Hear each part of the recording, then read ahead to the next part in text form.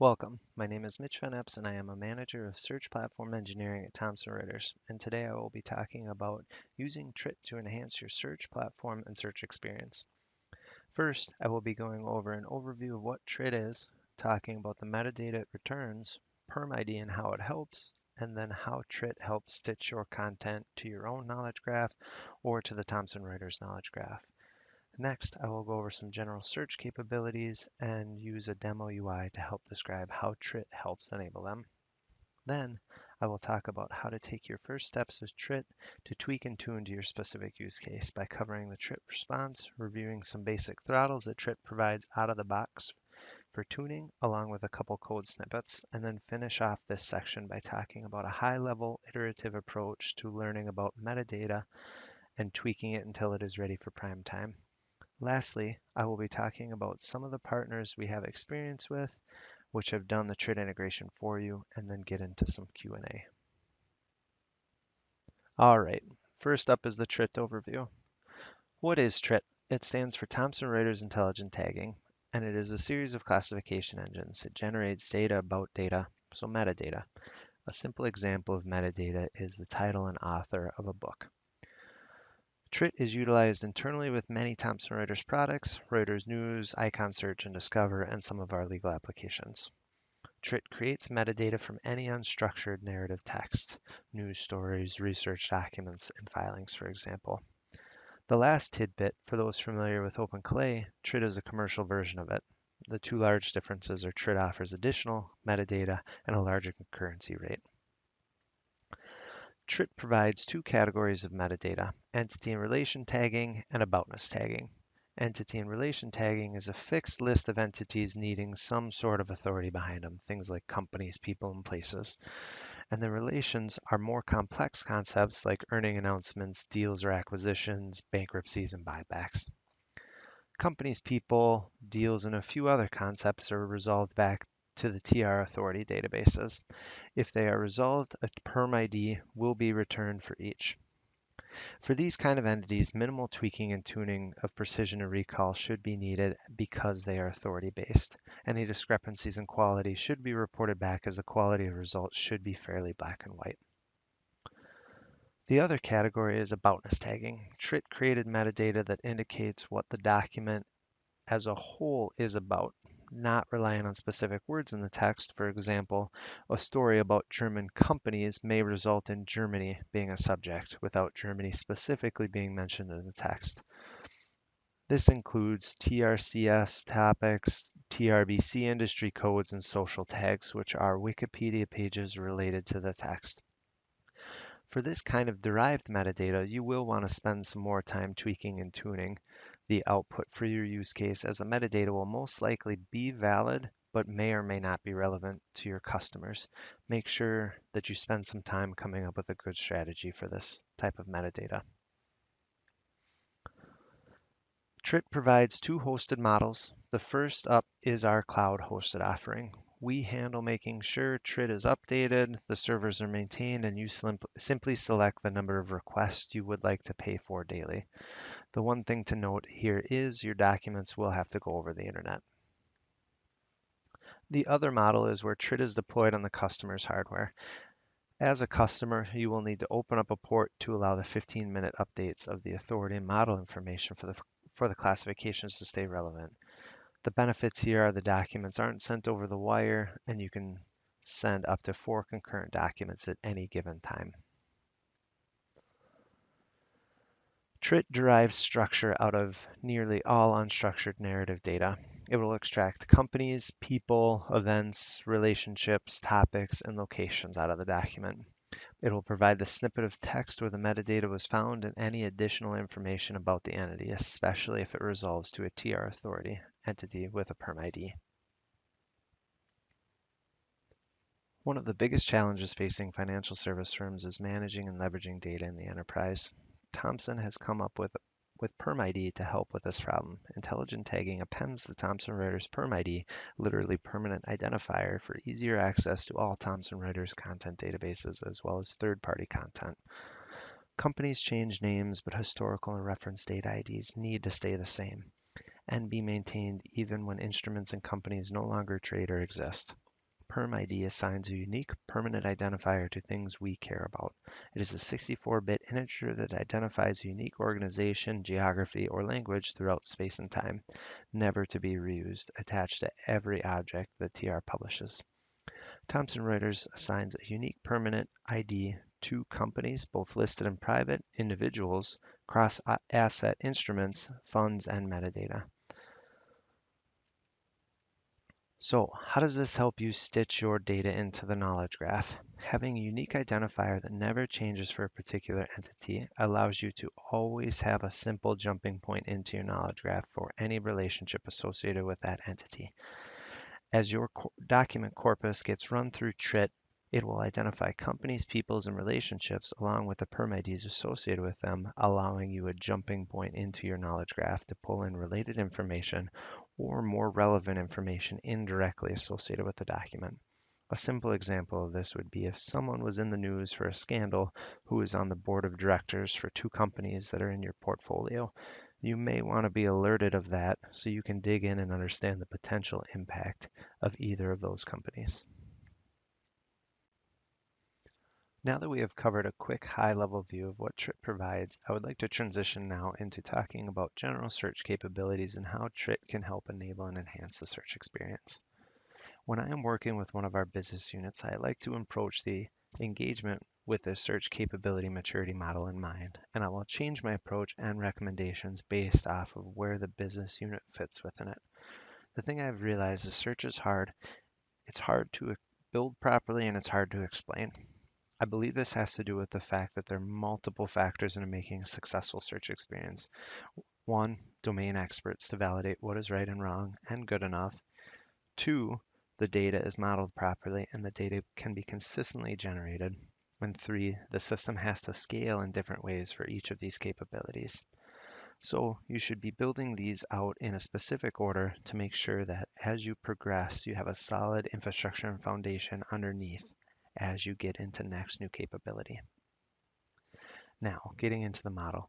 The most simple form of search these days is keyword search. This is your standard document text search that you can get for free off the internet with Sol or Elastic or Lucene and get up and running with your document corpus pretty quickly.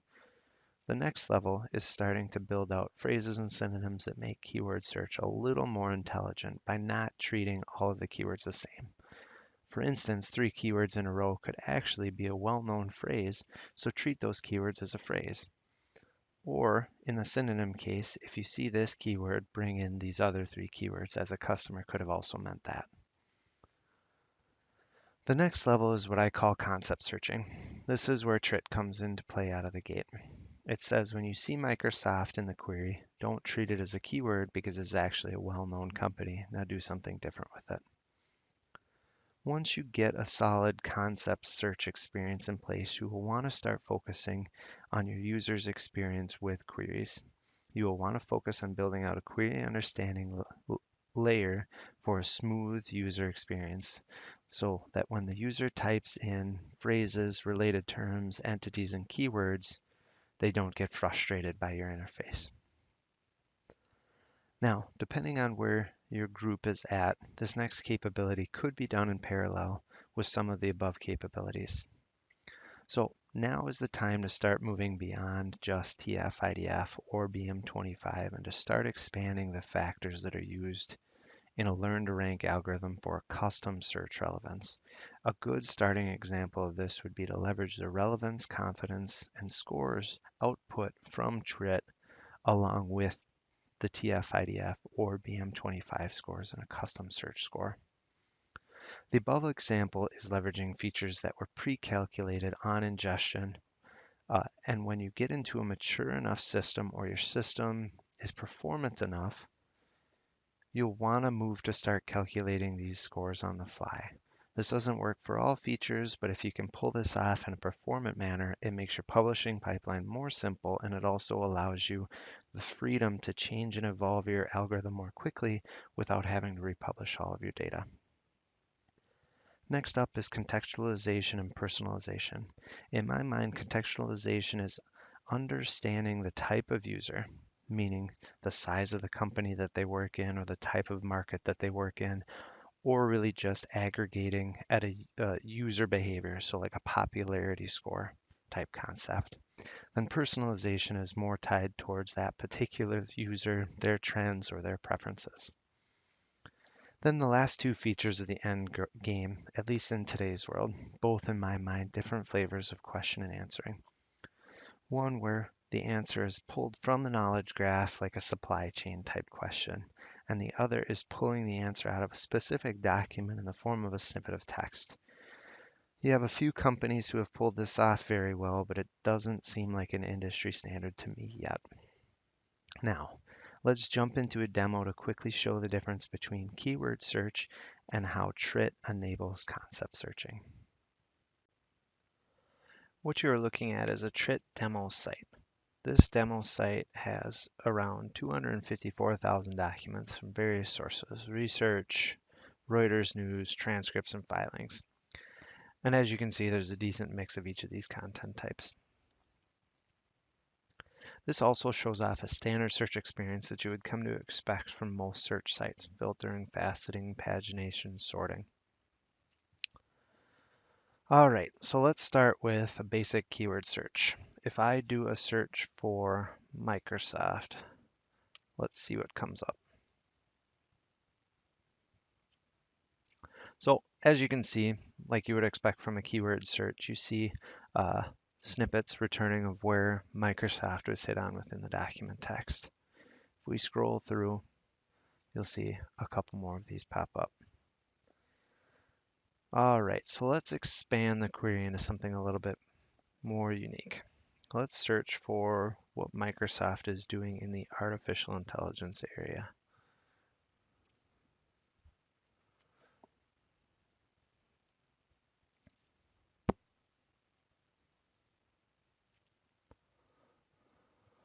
All right, so as this loads up,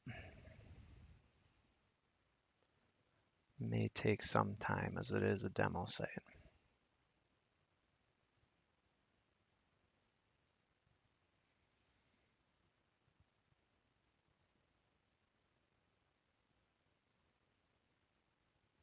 All right, so we get the 339 results back. Let's see, so skimming through the results looks fairly interesting. The documents do have both the words in them, but it's hard to say if it has anything to do with what Microsoft is doing in artificial intelligence areas. The keywords don't really seem to be within close proximity of each other. And really, who has time to look through this many documents? All right, let's try one more search. Let's put this as a phrase to see what happens.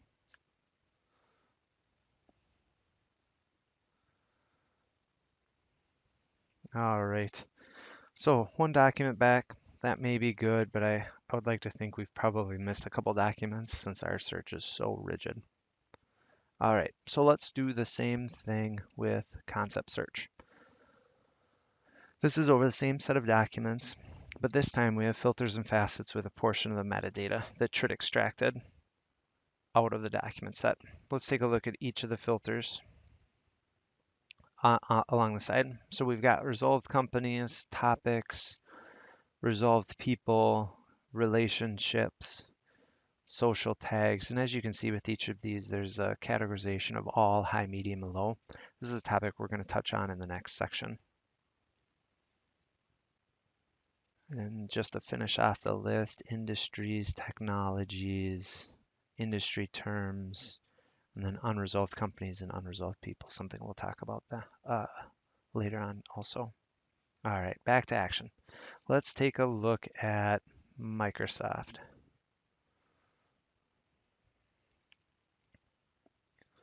Okay, so the first thing you can do with a concept search is enable a simple type ahead.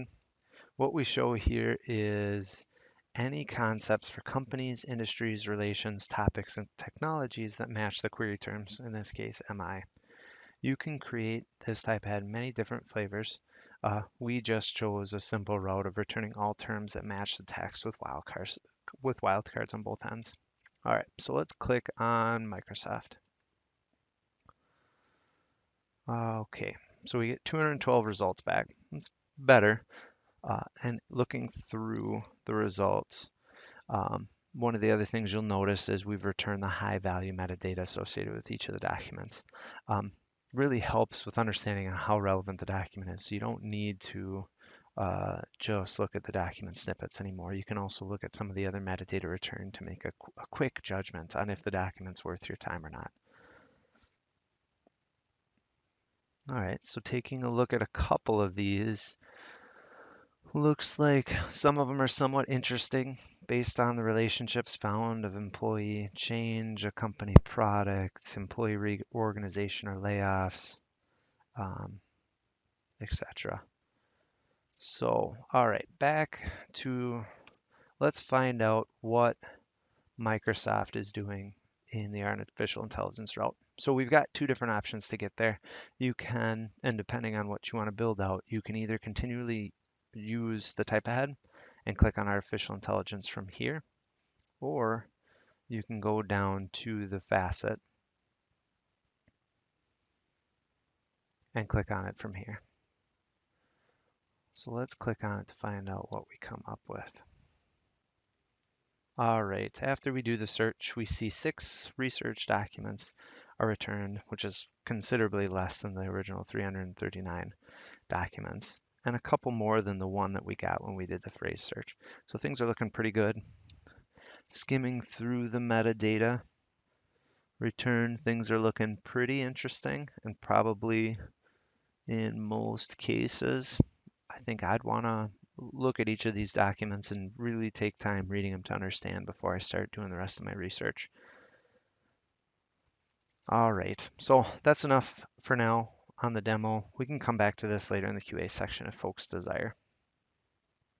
Back to the PowerPoint. Okay, going back to the capability maturity model.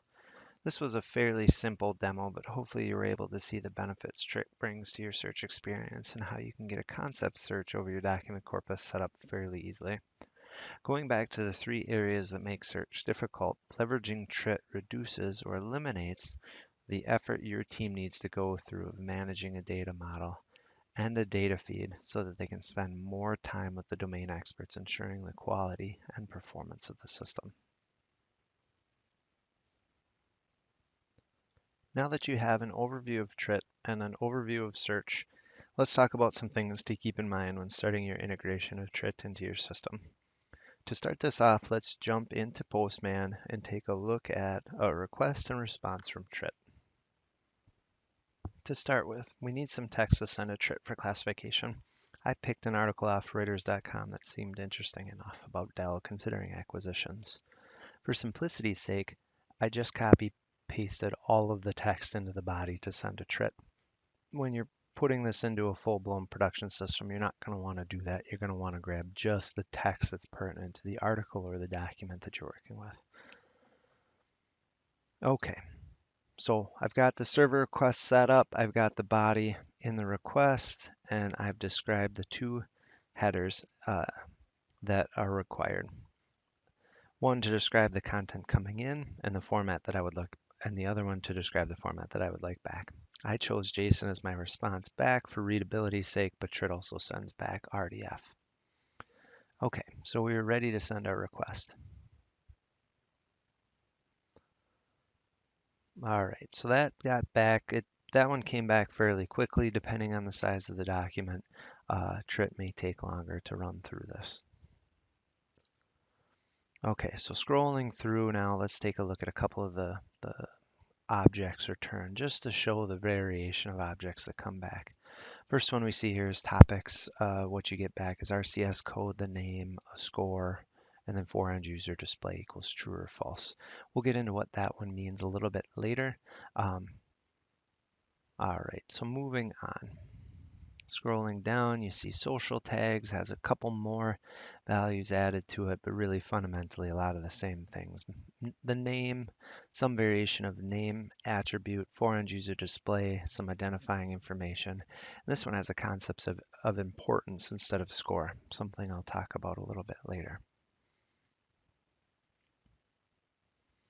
All right, one more example before we get to company. We have industry showing up here.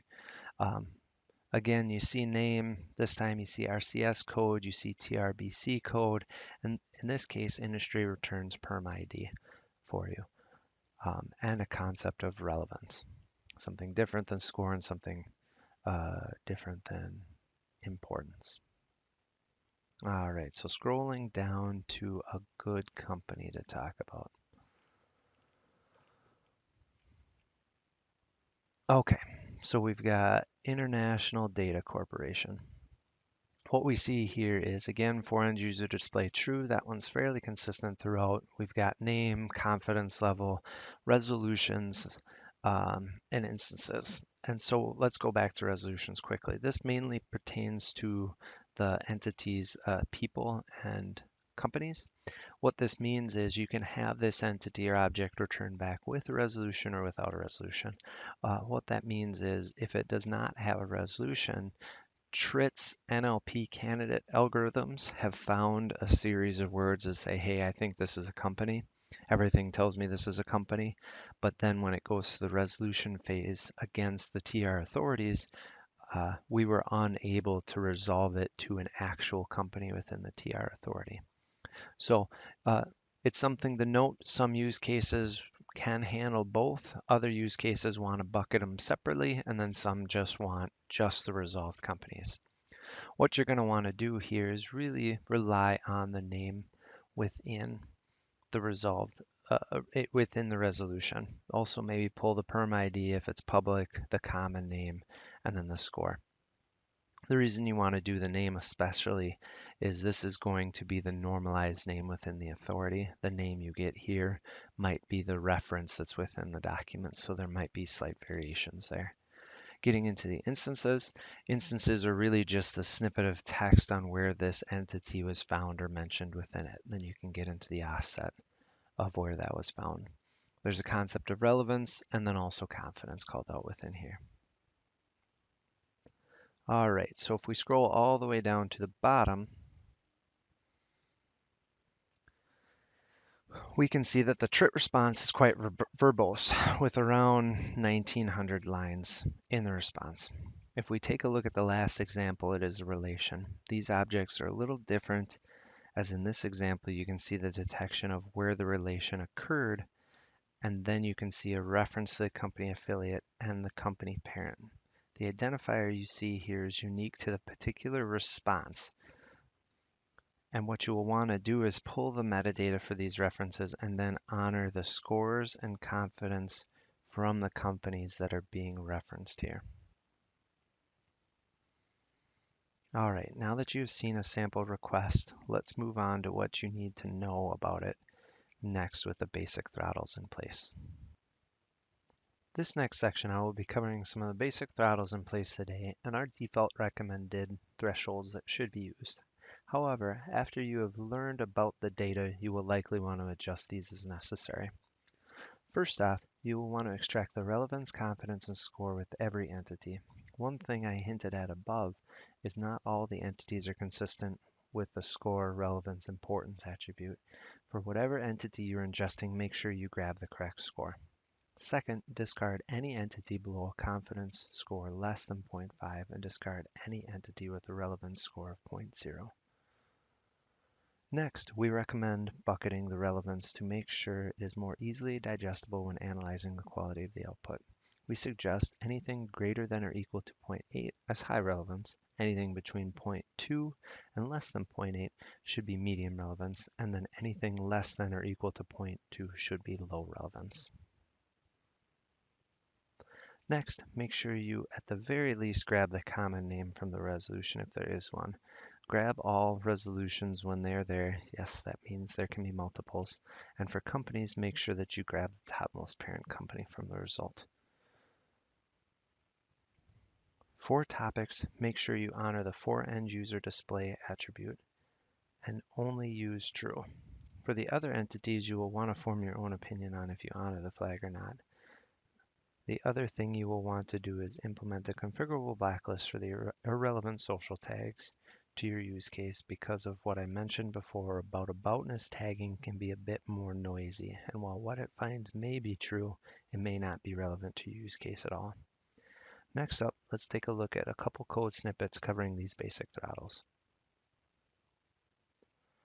Now that we have covered some basic throttles in place and in the resource section have links to further details, next I want to talk about abstraction layers that do some of this work for you.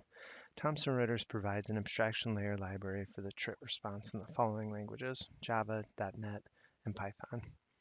Each of our search partners, which you'll hear about in a lower section, also has their own flavor of abstraction layer. In this section, I'm going to call out a couple spots in some code we wrote to implement the rules I have mentioned in the previous slides. Right now, we are looking at a code snippet for the people entity, which is written in Nashorn/JavaScript for one of our partner implementations. Here we are looking at the resolution section. You will want to do a null check on if the resolutions are returned or not. Next is a simple example of filtering out entities with confidence less than 0.5, then calling out the logic you would want to do that will bucket the entities into high, medium, and low. The last thing you will want to do will depend on the system you're ingesting into, but you will want to store the relevance score so that you can use it later for enhancing your custom search relevance score. Moving on to the example of a social tag code. Here's an example implementation of blacklisting at index time. It's fairly straightforward but effective. The most ideal time to do this is at search time so that you don't need to reindex every time you find more items to clean up, but you could get into the weeds with that with some of search systems. As called out earlier, not all metadata types use the term relevance. In this case, social tags uses a rating of importance of 1, 2, and 3. If you want to know more of these details, they are captured on the TRIT user guide, and we can send out links to derived versions or PowerPoints that summarize it a little bit better. Next up, I will talk about a practical approach to learning about your data and making tweaks to the throttles. First up, you won't want to run through all of your data on the first shot after the initial integration is in place. Pick a representative set of data and run it through TRIT. Take a look at how these types of metadata generated look and feel for each category: noise, high, medium, and low.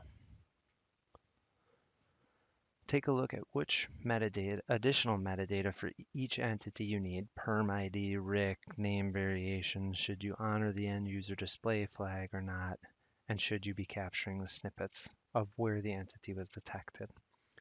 Determine if you need to implement whitelist or blacklist of the metadata entities generated. Social tags was an example of blacklist, but in some cases you may want to implement a whitelist. Let's say you've got a portfolio of companies that you manage, and it may make sense to only ingest the companies in your portfolio. Based off of what you've learned in this iteration, make some changes or tweaks to the above with a much larger data set. Then rinse and repeat until you are confident to run over all of the data. After you have the metadata working as expected, take a look at the relationships that TRIT identifies out of the box and see if they would be valuable to your use case at all. Like mentioned earlier, make sure you leverage the score, confidence, and relevance associated with the entities that are related to the relationship. Next up, let's take a quick peek at a couple Solr requests to see what it looks like at that level. Before we jump back into Solr, let's take a step back and see where we're at. We have our document set being consumed by the ingestion process, which then calls out to TRIT, and then you have your basic rules in place, which then sends the remaining output to Solr in this case, to be indexed. In this next section, I am briefly going to touch on two Solr calls to navigate the data to see what it looks like. From there, you can come up with your own strategy on how to firstly assess the data and then how you want to integrate it with your system. Jumping back into Postman, we are looking at a request to a different index than what the UI was using before. This corpus is around 8,000 documents scraped from Reuters.com. Let's take a look at the parameters quick. In this case, we are just doing a simple economy search with a wildcard at the end and asking for a multitude of fields back that I have ingested with various TRIT topics in it. All right, let's hit it and see what comes back. All right, So this query ends up pulling back 70 results. Taking a look through the fields, you can see that various metadata is returned in a fairly readable fashion. All right, let's keep looking through it. We've got social tags here. All right. So going down to looking at the companies, let's filter down this request down to just articles that Goldman Sachs has associated with them. All right, let's jump to the other request. So if we just simply add a FQ or a filter query parameter onto a request, doing an exact match search for Goldman Sachs, um, let's take a look at what gets returned there. So if we scroll down, it looks like 2 documents have been returned. And let's do just a quick scan of the new social tags that are returned. All right. So this was a fairly quick and simple example, but if you don't want to build yourself a simple UI to explore the data for your domain experts, you could just as easily build a framework around REST calls to help assess the quality of results from TRIT. Let's jump back into the slide deck for the final topic, our experience with our partners. Now that we have covered TRIT, general search capabilities, and some approaches to tuning the output of TRIT, I want to cover some of the TRIT partners that have done this integration work for you. I'll go through our search partners first in alphabetical order. First up, Atevio, a modern machine learning-based search and insight platform. Atevio integrates any enterprise data source, including TRIT, uses machine learning to understand query intent and deliver relevant answers, and respects data security via patented query time join capability. Next is LucidWorks. LucidWorks Fusion, which is an advanced search platform that provides enterprise-grade capabilities needed to design, develop, and deploy intelligent search apps at any scale. It also has TRIT integrated into its ingestion pipeline. Now MarkLogic. MarkLogic Enterprise NoSQL enables integration of data from all silos. It has an operational data hub pattern to bring data together, harmonize it, and make it available. It leverages TRIT to make connections between the data and drive entity and concept data access. Next up is Sinequa. Cognitive, proven, and complete. Sinequa presents actionable information presented in context to surface insights, informative decisions, and elevate productivity. It is a complete package, nothing more to buy, a unified platform fully integrated, including TRIT integration, future-proof, and allows for configuration, not coding. Squirrel, gather, analyze, and act. Squirrel continuously monitors all relevant data sources, internal, external, structured, including TRIT, and unstructured, ensuring nothing is missed. Instantly be alerted to the most significant information, events, trends, and anomalies with AI-driven algorithms tuned specifically to your clients and markets. Automatically receive executable recommendations that complement the alerts and findings in a proactive manner, allowing you to move before the competition does. Here's a list of all the partners we have that have integrated with TRIT. All right, that's the end of the presentation. I hope you found it informative and useful. Let's open it up for questions.